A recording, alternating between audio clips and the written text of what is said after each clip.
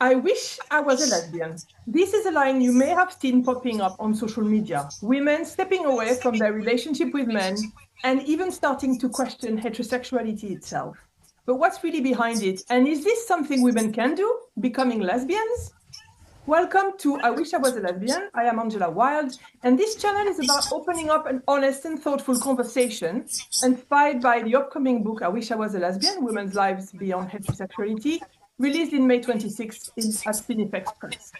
Both the book and this space grew out of the realization that more and more women are realizing the exploitative and often dangerous nature of their relationship with men. More and more women are leaving men. So this project is a collective response to that recurring question, I wish I was a lesbian, and a challenge to the idea that women's sexuality is innate, immutable, and something we cannot consciously step away from. Here, we will be sharing ideas, theories, stories, and lived experiences from women who see heterosexuality not as inevitable, not as our destiny, but as something shaped, imposed by patriarchy, and something that can and should be questioned and even rejected. This channel is hosted by myself, along with Tabata Spencer and Michelle Kerwin.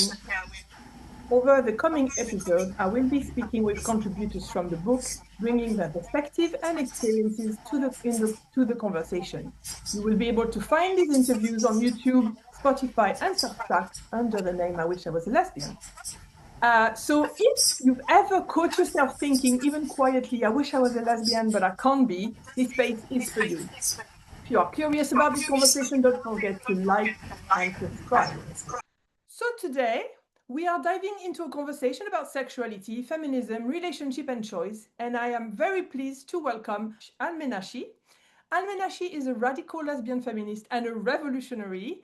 She is a founding member and co-coordinator of Feminists in Struggle, FIST, a civil rights attorney representing low-income tenant and unhoused people, and also the author of Living the Life, and many poems and essays. Thank you so much for being here, Anne. Yes, thank you for having me. So I've given a short introduction, but really I'd like to give you the mic and give you the opportunity to introduce yourself as you would like. What would you like the audience to know about you, your background, and how you came into this conversation?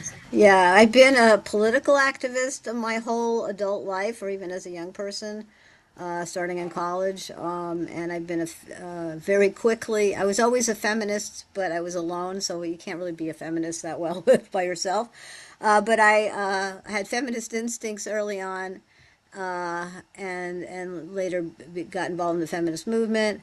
I was also am a socialist, a leftist. I have roots in the socialist left and in the radical feminist milieu, and I kind of combine them. I'm very eclectic in my thinking, so I combine lots of things together in how I think politically. So my whole life has been activism, and then my work has been as a civil rights lawyer, as you described. So that's basically what I am, and I love to write. Okay. So yes, not enough time to do it, but I do write. Yeah. Rich and excited about it. And yes, your legal work. So I was curious about it. If you could tell us a little bit about that aspect of your life. How did you become a lawyer? What particularly that field, what? Yeah, well, I was part of trying to make change, and I thought it was an important, and I think that the law is an important tool. It's not the main thing or the only thing, but it's certainly an important tool. So I was in private practice in San Francisco for many years. I was kind of have squeezed out economically by what was going on in San Francisco. Could not live the marginal economic life I was doing and not end up homeless myself. So ended up in San Diego, got a job at Legal Aid, then got a job at Disability Rights California until I was unceremoniously fired for believing that women exist as a sex. And then I'm now again in private practice, and so I've been doing public interest work basically my whole life, civil rights work. I did a reproductive rights case in Mhm. San Francisco that was a 6 weeks trial against a fake clinic. So that was one of the highlights of my work. Did police misconduct. I did lots of housing discrimination, and now I am in this niche of lots of homeless rights work. And I have one class action that was settled and another one that's just been filed, and working really hard on those kind of things. And I have lots of clients who are unhoused, and a lot of them, and more are women, Yeah. especially older women. Yeah, disabled women, older women, lots of women, and women with families too, with kids. Yeah, not surprising, but I really like hearing what you have to say about all this, because we've been in a moment in a movement that was very targeted against one thing for a long time. But to me, feminism is a variety of things, and you say the law is one aspect of that, and that's true. I just really appreciate the fact that you're doing so many things that are all really equally important, and helping homeless women is a massively important. And yes, Yeah. left-wing concern because economic is, also an important aspect of our lives. And that leads me to the question about feminist in struggle. Can you describe what it is? You said you are a co-founder, I think, and you are organizing. What is it? What's the idea behind the initiative? Why is it needed? Okay.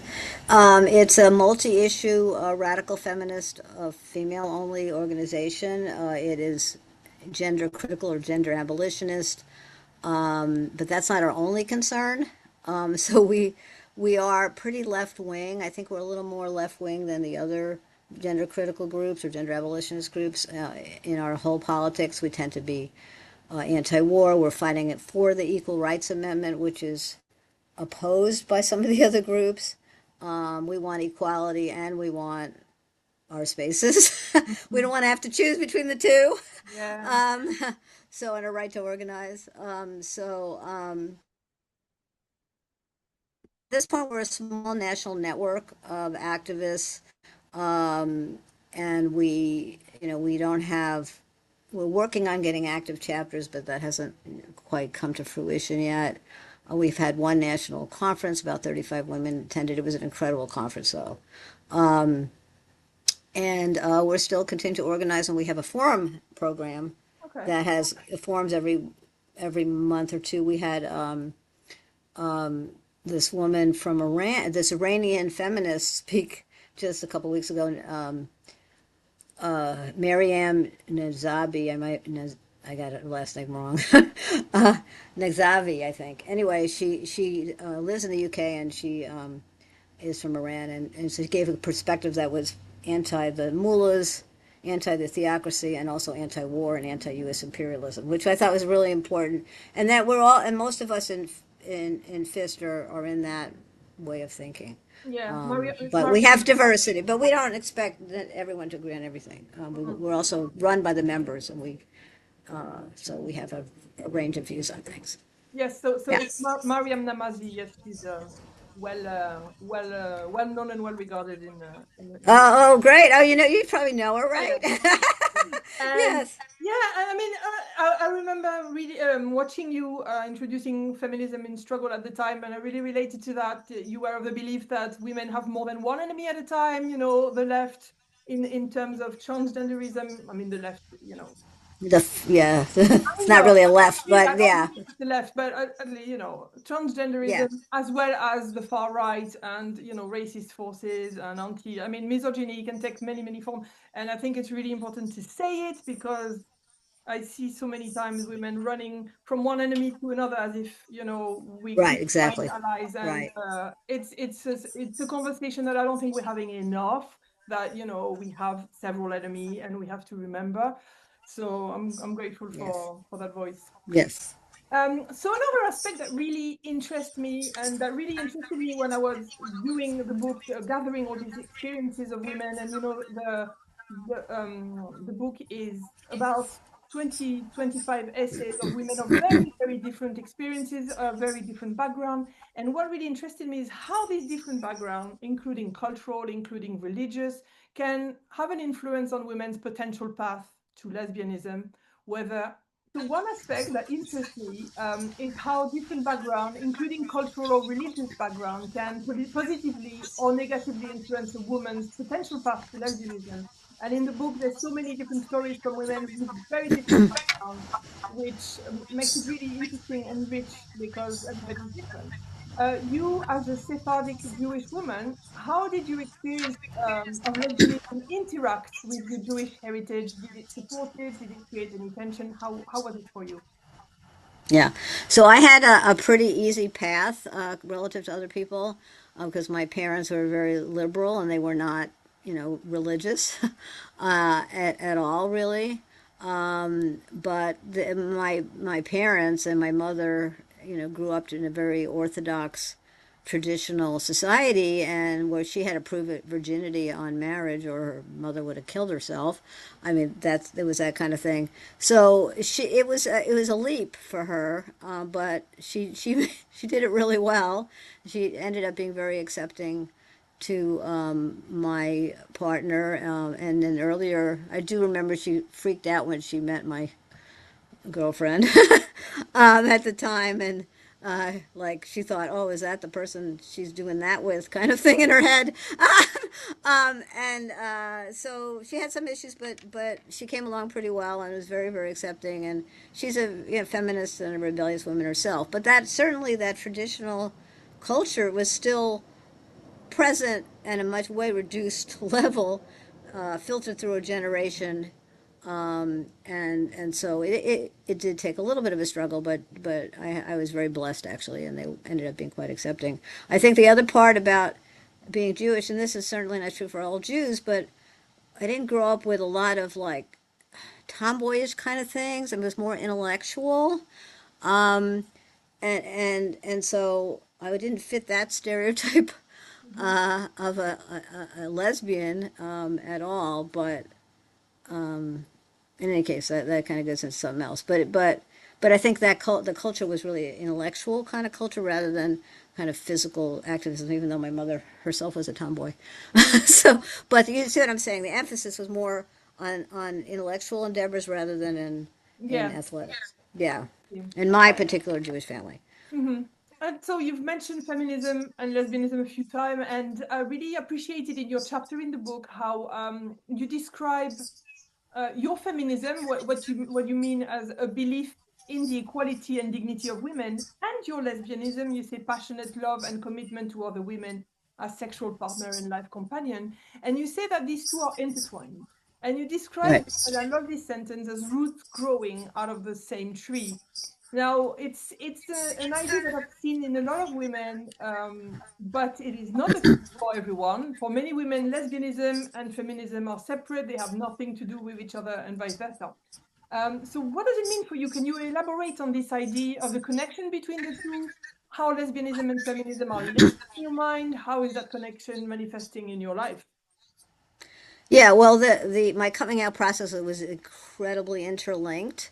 I always wonder like what would have happened if there wasn't feminism, and I don't know, but I certainly most likely would have gotten married to a man.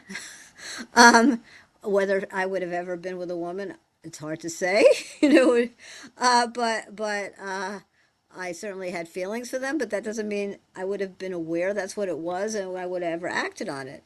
So that was a big thing. So the coming out process was very connected. I was dissatisfied with being one down. I didn't like being, and that was just so instinctual. I felt like I needed to have a boyfriend, and when I finally had one at the end of high school, I was like, oh my God, I'm being anointed and blessed as being okay. But what did I do on my first date? I mean, I said, by the way, it has to be 50-50 in the house if I ever get married. I mean, who says that? That was the first date I had. I gave this whole speech about equality and this and that, and so it was wow. So anyway, didn't want to be subordinate, and I didn't like the my parents. I love my parents, but they had certain. It was in the 50s, and there's certainly traditional aspects to their relationship, and I couldn't stand it. I couldn't stand the one down. I couldn't stand not being equal. So, and so when I had the boyfriend, which I basically had one boyfriend for several years, I wasn't. dissatisfied with oppression. There was some violence. I wasn't happy with that, obviously. I didn't grow up with that, but in my family, but in that relationship, it was a complete, eye opener for me. And I wanted equality, and I just couldn't really get that. But the other thing is that discovered it wasn't all negative at all. It has to be positive too. And so girls and women had always rejected me as being different, and I was never accepted. And I couldn't really weren't able to bond with them. So my mother had a point, but that's not why I was being a lesbian. But, and then I started being able to talk honestly for the first time. And I remember having a conversation with this woman in the middle of the night, my boyfriend waiting in my dorm room, getting angry. And I was talking to this woman, and she was telling me how she was popular in school, and she had dated the football players, and she was just really accepted, and she was miserable. And I said, really? And she said it wasn't really what it was supposed to be. It didn't really feel that good. I said, oh, really? So there was this honesty with it rather than this competition. There still was a competition, but it started opening up, where women were being honest with each other and saying, we're all got a bad deal here. We all got a bad deal. And you didn't miss anything, Anne. Really? Yeah. I didn't miss anything. Yeah. So that opened my eyes, and then I found out that lesbians existed. I didn't know that they existed. Yeah. Would you say that one of the things that attracted you in lesbianism was the potential of equality with Oh, someone? absolutely. Yeah, I mean the experience was like so it just accepting of my whole being, Mm-hmm. my physically, emotionally, mentally. I was, validated as a human being. I mean, the experience was so qualitatively on a different level Yeah. that it spoiled me. I mean, it was just, why should I put up with this when I could have that? And since I didn't experience really bad, family rejection. They supported me fairly quickly. I was working for myself, so I didn't have to worry about getting fired at that point. Um, yeah, it just seemed like a better way. Yeah. And it has felt like that in my whole life. I mean, it's just, I made the right choice, I feel.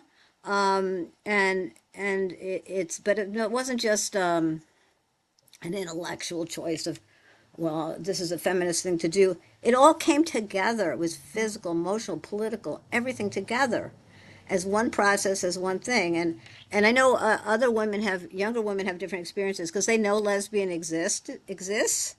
So they might be able to recognize it in themselves, that potential in themselves earlier. But at the same time, I came out in such a supportive environment of lesbian feminism that Yeah. doesn't really exist the same strength now. So with all this backlash, in some ways it's even harder. And the other thing is I wanted to be a boy and I could have ended up being trans. Mm. Yeah. Well, Yeah. you dodged that one for sure. It's Hmm. interesting. I think that's what I was trying to talk about as well. I think the age at which we reach lesbianism also has an impact on how we view it. There's so many women who say, "Oh, if I had a choice, I would be straight." Well, clearly, if you had a choice, you would not be straight. You've tried. Oh, absolutely not. Just to clarify Absolutely that. not. Just to clarify. And I'm really interested in what you're saying about the lesbian feminist movement you grew up into and you became a lesbian in. So you explained that it's crucial for you and it was connected to your ability to become a lesbian. And you're not the only one saying this. There's a few women in the book who say practically the same word. And I'm interested in this because we live in a very different world now. We don't have Yes. feminist movement in that scale. Could you Right. describe it for us? For those who didn't live through those times, the Wow. excitement of the early movement, It was you this. know, Wow. Yeah. It's today's August 26th, isn't it? Yeah. It's August 20. Yeah, because that's a special date. 1970. There was a pouring out of like 50,000 women in New York City, and I was part of that. And there was this huge feminist demonstration, and that was one of the most exciting experiences of my life to be part of that. So that was the beginning of it, and that finding that women are valuable, that I don't have to be, I can be accepted for myself. that women didn't have to be competitive to each other like I experienced, and lie about how great things are and how wonderful their boyfriend is and things like that. And just so something had opened up, and women were fighting for our dignity and our equality, and everything was possible. And so the support, that it was just unbelievable. And so it was exciting. Women were exciting. And then I found out, I didn't really know, really in a real way, that it was possible even. And then all of a sudden there was lesbians. All of a sudden, like, oh, um, and I didn't think I was one yet. I wasn't sure what I was, but I didn't know. But I started immediately, fell in love with a girlfriend, Mm-hmm. and who I met through my boyfriend. She started flirting with me, and oh my God, I had never experienced that before. That to that intensity. I had crushes, but to that intensity, and so I struggled with that. We never, became lovers officially, but it was a very emotional, romantic kind of friendship. Um, and so it just opened up possibilities. Mm. And then I remember visiting with a camping trip I went on for a month with my whole gang of men and women and the kind of political people, anti-war activists, including my boyfriend and young woman, and we visited Boston, and so the two of us went off together and went to see this house of lesbians in Boston, and they were like so funny because they were like, "How are the men these days?" And it was so funny. But I remember writing a poem about it, about myself inside out. So all of a sudden I had these feelings, and there was this potential in there. But it was a huge leap. It's a huge leap because you're told it's not possible, it's not normal, it's not natural, it's just not the way you're supposed to be accepted as a woman. And for a woman, compulsory heterosexuality is very, very strong. Yeah. It's stronger than with men because it's our whole identity, our whole status. And so I went through this whole process, but I take my time doing things, but then when I do them, I kind of stick to them. And so yeah, so by law school, I started making my first lesbian friend, and she started flirting with me, and we did some, she kissed me, and it was the first time for that, and then I met this other lesbian, and then she became a roommate, and then we became lovers, and so everything kind of opened up, and it was an incredible experience. I feel so blessed, but as I said, around me, this was Mm-hmm. in San Francisco, 1974 or 75. Yeah, it was 75, being 75. 1975, lesbians all over the place. Lesbian potlucks in every neighborhood. I mean, lesbian hiking groups, Mm. lesbian coffee house, the lesbian, women's bookstores with tons of lesbians. I mean, just all these institutions that it was that women only stuff is so essential to lesbian survival. I don't even know how they do it without it. Would you say And so that was there. would you say that at the time the idea, like, your path, of leaving heterosexuality and becoming a lesbian, and you mentioned the word choice, was something that was resisted? Would you say that it was normal, like in the feminist movement? What was it like? Oh, women were leaving men in droves. I mean, they were literally leaving men in large numbers. They were, and that was something that Sally Gerhardt said in a book or something. Actually, in The Word Is Out, in the film The Word Is Out, women were leaving men in droves, and they were. It was in very large numbers. Women who were married, women who had kids, women who sometimes the man would become gay too, or be gay or whatever, and then she would come out as a lesbian, and it was all over the place. Women were at any stage of life. I knew a woman who was like probably in her 70s, and she was a feminist, and later in life she started being with a woman. So I mean, it was happening all over the place, Um, and there was music, and I mean Alex Dopkin was a huge influence on me and my first lesbian friend, and law school gave me that album, and that was like a huge thing to say any woman can be a lesbian. I think, huh, that because your most important sex organ is your brain. And that doesn't mean you have a gay brain, because I don't believe that. But I think, but what your thoughts and your ideas are really, really crucial to everything, and including what you can sexuality. become, Yeah, yes. I just wanted to show yeah. you that. I've got a little mug here. Oh, how did you give me that?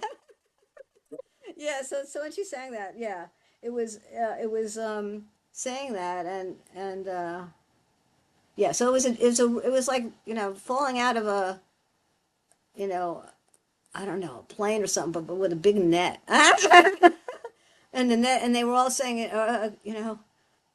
welcoming you in an embrace. Like, wow, we're going to be strong together. We're going to be independent. We're going to be free.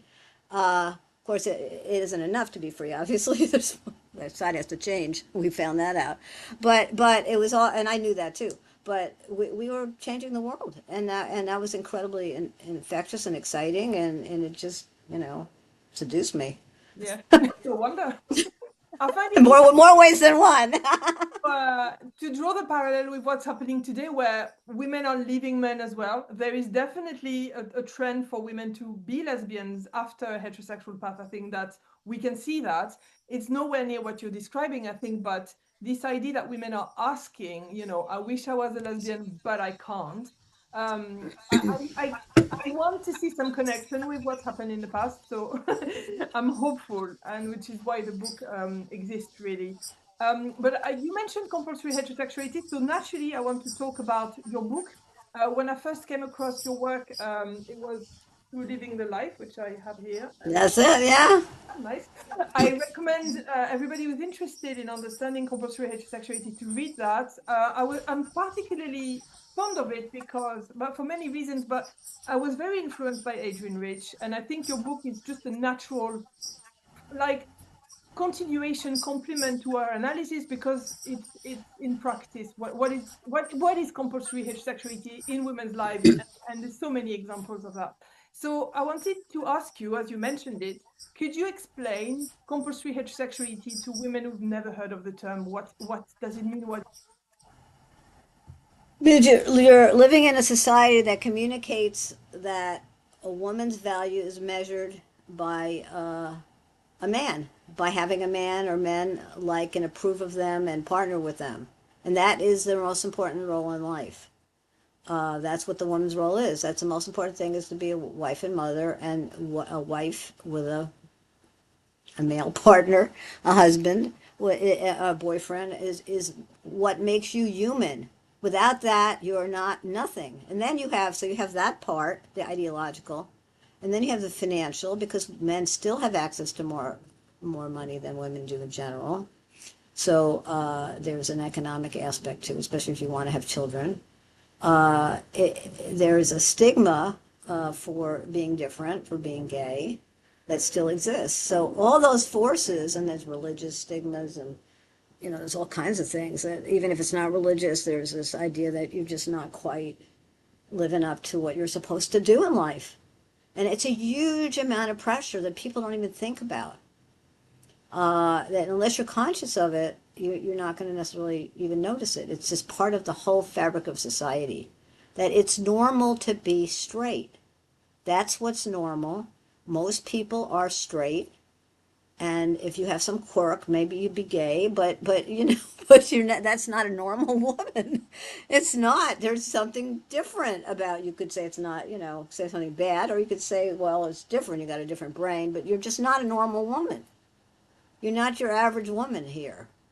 So that idea is very, very strong. So there's economic pressure, there's social pressure, there's family pressure, big deal. Because if your family doesn't accept you, that's hell. That is huge. Yeah, I mean, I didn't have to deal with that. I was pretty lucky. Sometimes women come out when their parents die. I mean, they're not able to come out until then. And religious stuff is still there. It still says that for people who are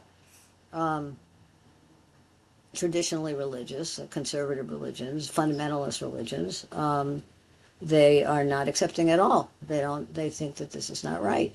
And so you have it's not right, it's evil, it's bad, it's abnormal, you're not going to fit in, you're going to be ostracized. There's all these things that a real woman has a male partner, a real woman likes men, a real woman isn't that way. And then if you're not that, then you're not normal. So that's a hard thing to come against. Mm-hmm. Now, women, my opinion is that every woman can be a lesbian, absolutely. Some women may have more potential than others because of how they don't fit into the feminine stereotypes. So they're going to have a harder time doing what they're supposed to do, and they might be more rebellious and able to take the leap.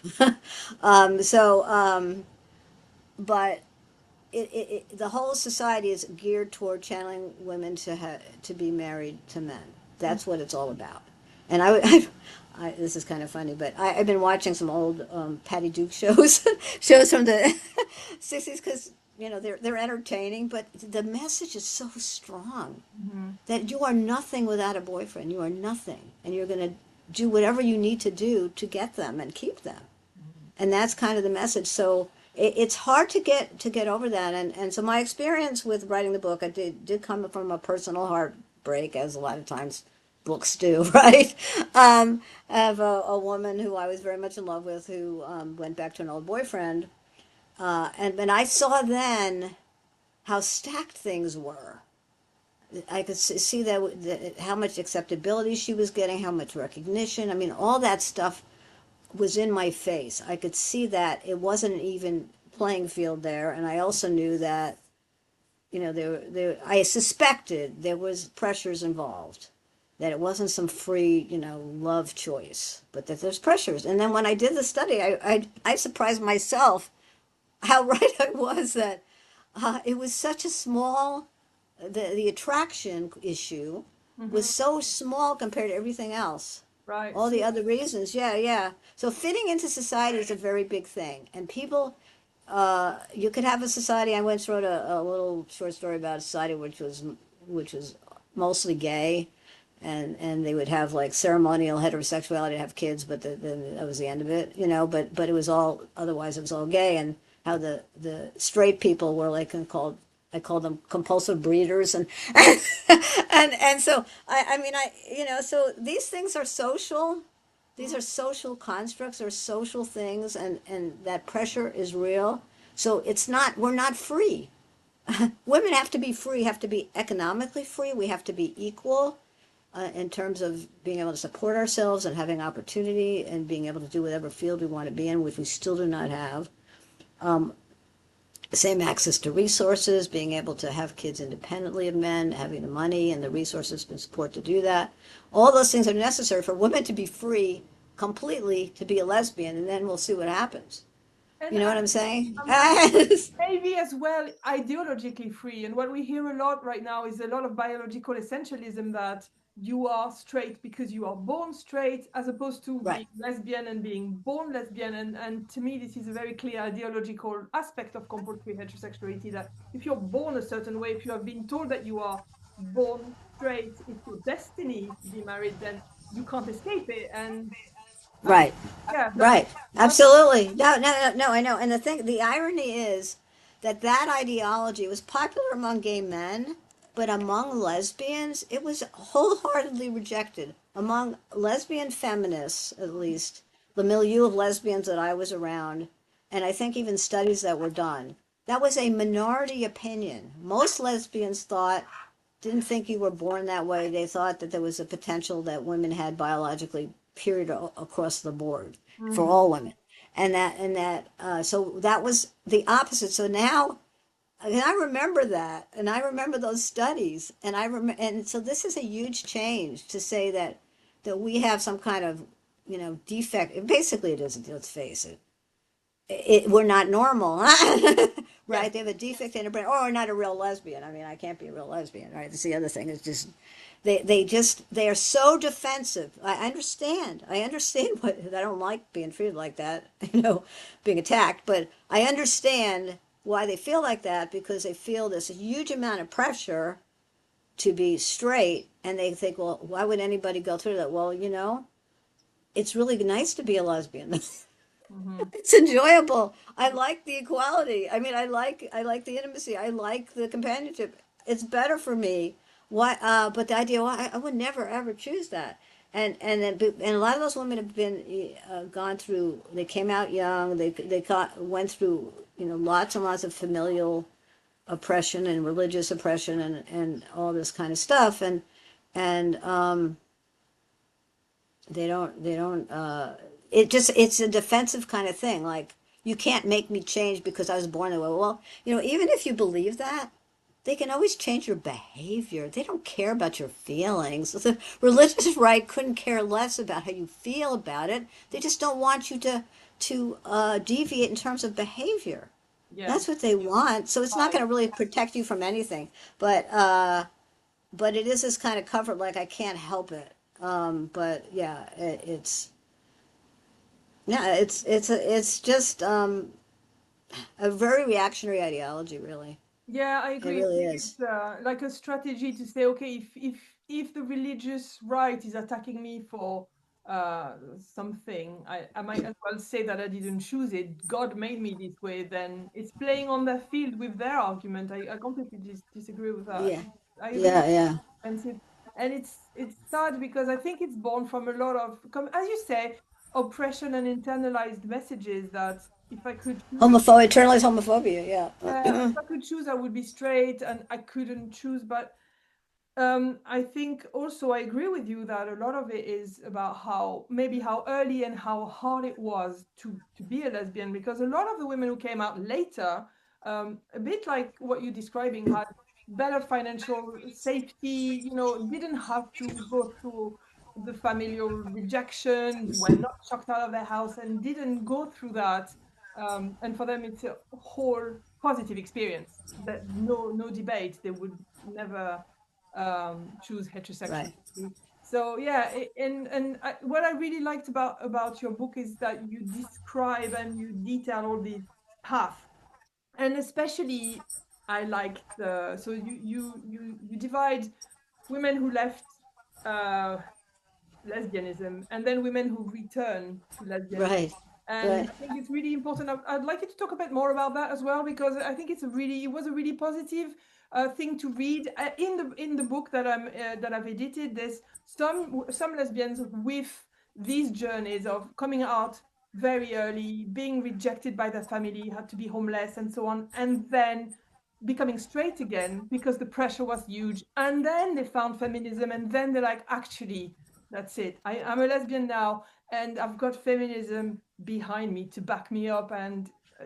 I found those journeys a little bit in your book as well. Yeah, yeah. Well, yeah, women who at young ages were aware of their that they loved other women, and but then they were frightened away from it. And I had women in my book who I had one woman who'd never been with a man before, and she was older. She wasn't 20. She was a little bit older than that, and yet she tried to be straight. And she was doing this, and the pressure. So the pressure is great, and just because you've never been with a man doesn't mean that can't happen too. Uh, that can't happen. In fact, I knew a couple before I had fully come out. I knew a couple in the socialist movement who were a gay man and a lesbian. They decided they were going to marry, and I saw them trying to conform and trying to be. She was trying to be more feminine. He was trying to be more masculine, and I mean, I saw the whole thing, and it just like really kind of disturbed me. Yeah. But yeah, so the pressure is ongoing, and sometimes when, as I said, when the parents die, there might be a feeling of more freedom as if you've already done what you're supposed to do, had kids and done all that. It might be a little bit more freedom. The issue is that we're not really free, and there can't be really a free choice. And there's not any evidence. There's no evidence of some fixed thing in your brain that's different. There just isn't. Your brain is affected by what you do anyway. It's not just a fixed thing that you're born with. If you do more music, your brain will adjust to that. So if you're having relations with women, it's probably going to be a little different experience. It's going to affect your brain. The kind of work you do affects your brain. So it's not, it's just a very reactionary kind of thing. But it doesn't mean, because you say you're not born that way, doesn't mean you can easily change. Because if they try to say you can't be a feminist and they try to change that, it would be good luck with that, right? We don't want you to be have this certain politics. We don't have then would that be easy? Do I have a gene for being a socialist? Do I, or because I don't want to change, or I can't change so easily if they were trying to pressure me? I mean, you become, you're women, and women grow into themselves, and they discover things about themselves, and you're not fixed. You have personalities, you have genetic backgrounds, you have things that might, partly inborn, that are inborn, but how that expresses itself and everything, that depends on your life experiences affect you. So it's just a very kind of reactionary kind of way of looking at stuff, but it comes out of the increased isolation and oppression that lesbians are experiencing again, where we're in a retreat, even though we're trying to fight back. It's just harder now than it was. It's definitely harder than it was. No question that it's harder. So that, I mean, it's ironic because you can't be fired so easily for being a lesbian, though you can if you say women exist as a sex.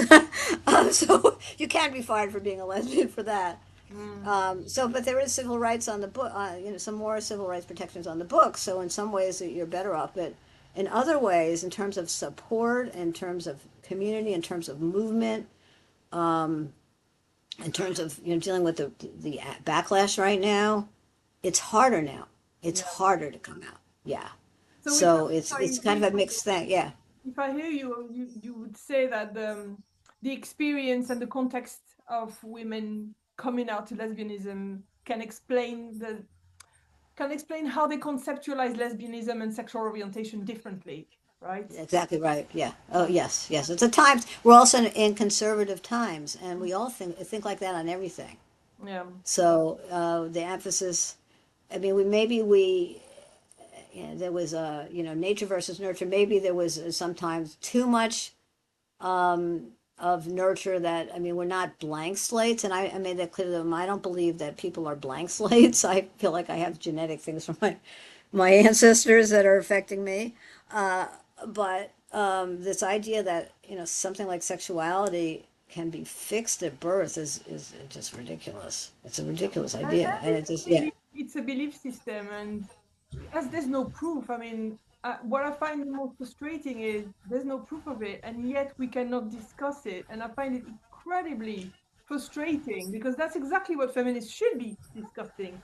It benefits men, and there is no proof of it. Why are we not?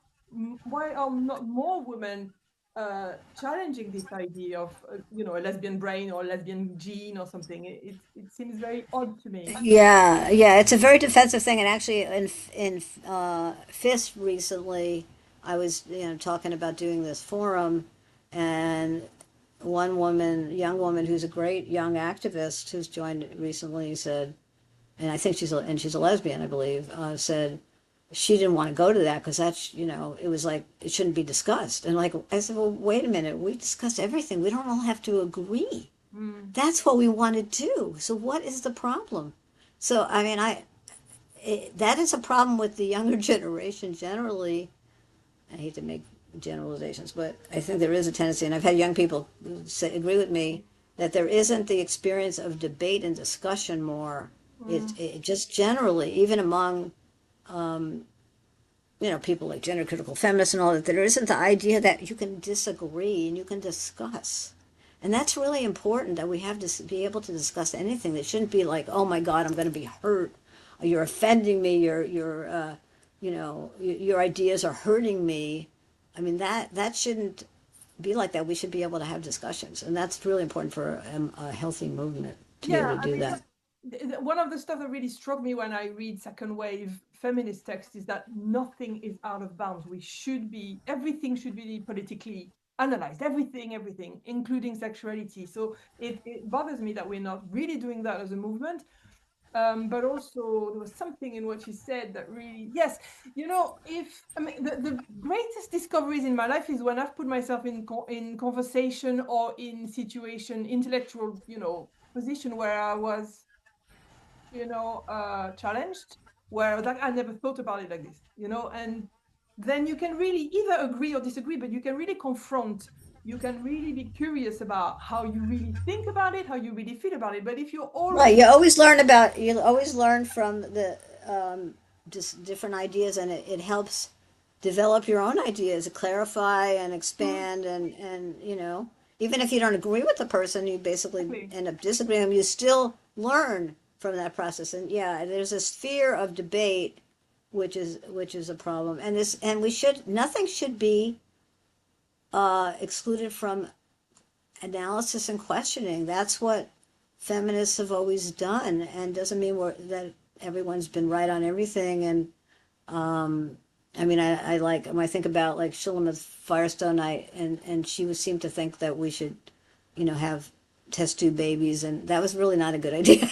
So I disagree with that. I don't think that's a good idea. But in retrospect, but I like that at least these things could be questioned. You ask these questions. You're able to consider different things, and why? I mean, there's a lot of argument. If you look at I keep going back to the bonobos because they are the closest relatives we have in the chimp world, and they're a very gay, especially the females. They're very lesbian, and they stick together and they keep the males in line, and there's lots and lots of same sex stuff, And they're very and peaceful. so, So, huh? and they're very peaceful as a species.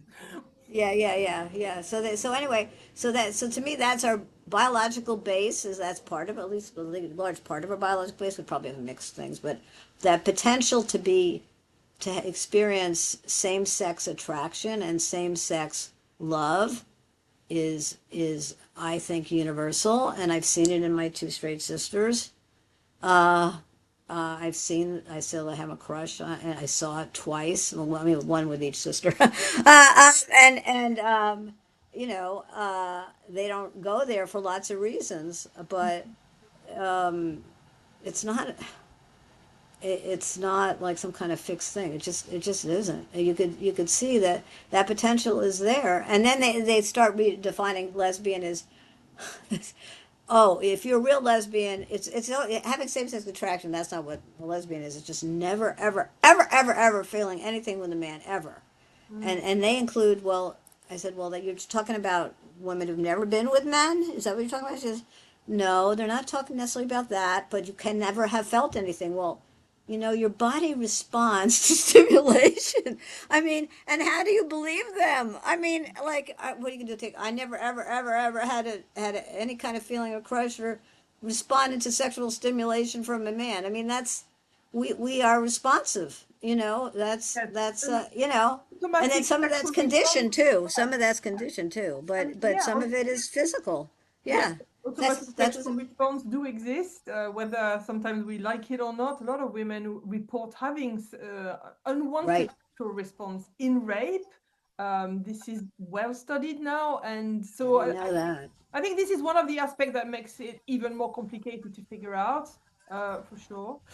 Um, Yeah. so Yeah, but your feelings they're not fixed. your You feeling, could you could have like you could be like as a young as a teenage girl, young woman, I had sexual feelings for both sexes. I didn't recognize the female ones as sexual until I mhm. found out it was possible. Exactly. But then it became very obvious. Yeah. Yeah, but I had them. I had them all along. But I once I lost interest in wanting to, I don't want that for myself. I have this is much better. I like it better. Mm. I'm happy here. Why should I? Then that those feelings tended to go down to almost nothing. I mean,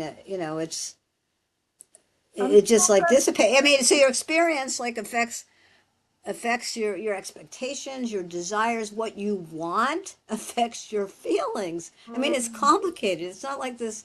Yeah, we're not You're robots that you really program. circling it. So, Yeah, you're yeah. circling it perfectly because there's a lot, as I started the conversation with that, this idea of women today leaving men and saying they wish they were lesbians, but they can't. And I see a lot of comment of women, I mean, being confronted with the brutality of men's sexual violence at the moment. Like, it's case after case, the Giselle Pellico case, the Epstein case, the Rape Academy case. Every week comes that more horror. And and I see women saying, I cannot be attracted to men anymore. I do not feel any more attraction to men. I think the awareness, of this generation, we are at that stage where they're like, yeah, I am, maybe they believe they're innately heterosexual, but there is this idea that they are nowhere, no way going to go back to men because they've lost the attraction. So it's kind of what you describe, and it is coming back. I wanted to ask you a couple of questions to finish. Um, Talking about the book, what motivated you to take part in the book, and why is political lesbianism important to you?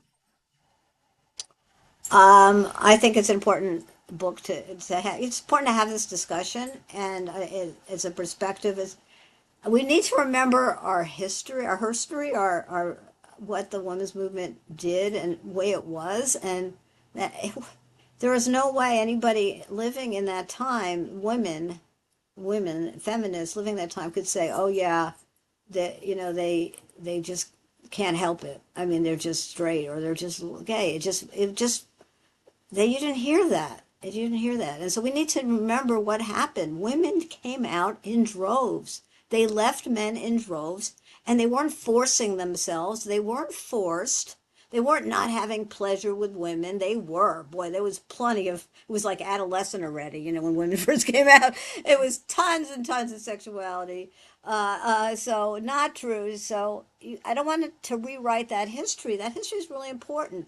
Women got freer under the force of feminism, and we were freer to love other women. And when we were free to love other women, guess what? More women loved other women. Yeah. That's what happened. And so I don't want to rewrite. I don't want history to be rewritten or eliminated. I mean, that needs to be remembered. Yes. And that happened. And they weren't fake lesbians, and they weren't forced. Any pressure that there was a, you don't sleep with the enemy. There was some of that. That was nothing compared to the pressure to be straight. It never held a candle to that. Mm.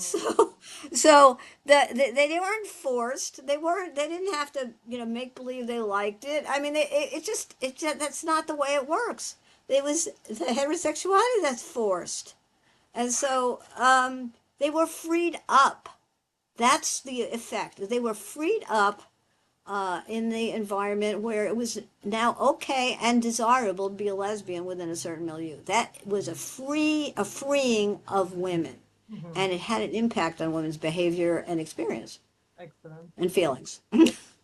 And so to finish, and I ask that to all the contributors, what would you say to a woman today if she was in front of you and said, I wish I was a lesbian, but I can't? What would you answer to her?